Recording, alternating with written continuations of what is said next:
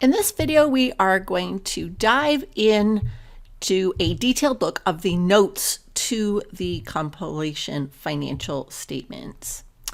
So if we just go into the notes, you will likely see there is the one note that is there, the basis of accounting note. Now, if you go into your notes and it is not there yet, it is pulling from the knowledge of the entity. So if we just dive over here, knowledge of the entity, basis of accounting, whatever is included in this note is what's going to go to the financial statements. So this note came from the acceptance, but sometimes the expected basis of accounting is different than the actual basis of accounting. So we do want to make sure that we have fully documented the basis of accounting here. When you complete this section, you actually click the complete button, even though it's not completed here yet. Once I hit the complete button, I come over to my financial statements and I refresh the note. That basis of accounting should now pull through. Now, there may be times when you want additional notes, in addition to this basis of accounting note. And there is a way to do that. So on the financial statements, under this tab, Notes, there are a number of potential notes that you may want to add. So there's just a little bit of a library here. Now, let's say you had, and you wanted to, maybe there was a due from a related party or a property, plant, and equipment note. All I need to do is click on that little button. Now, what you're going to need to do is, if you're going to use this structure for the property, plant, and equipment note, it is a little bit manual at the moment. You're going to go into the blue pen and you will see here the chart that is in here for you. So you'll have to just put in the information that you want. So if you have equipment and it costs $100,000, I have $20,000 amortization. So it leaves me with 80,000 here.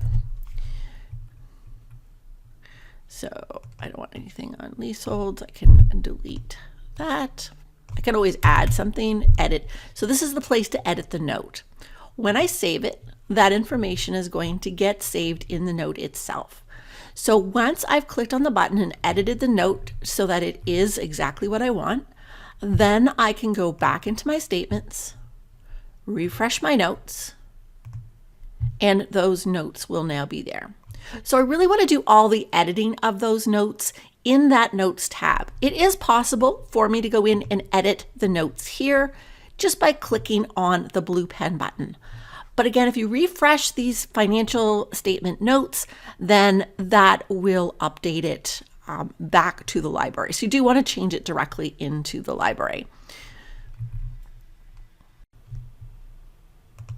One more area here just to note, notes on notes, is that you can also create your own note. So if there's one here that is close to what you're doing, you can always go in, and I showed you could edit that with the blue pencil, but which brings it up here. And again, this is where you want to be making those changes.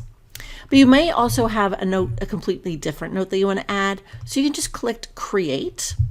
You can give the note a title.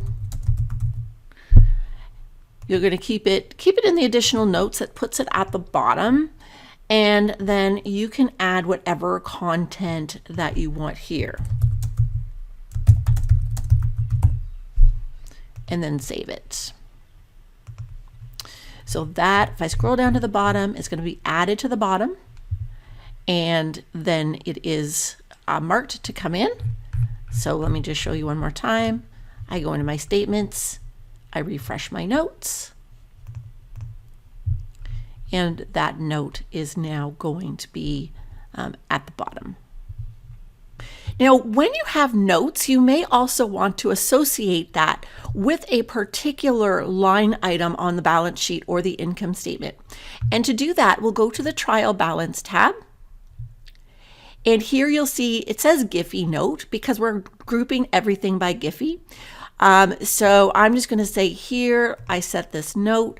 Any of the notes that I've already created will be there. So if the note that you're looking for isn't here, you first need to go into that note section and create the note.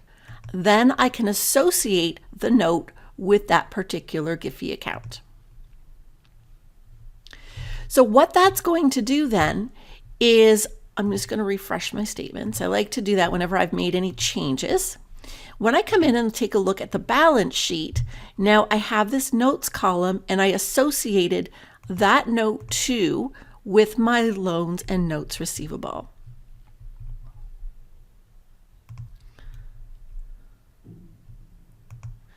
So again, my note 2 I added from that notes tab, and that is the amount that is receivable from that related party.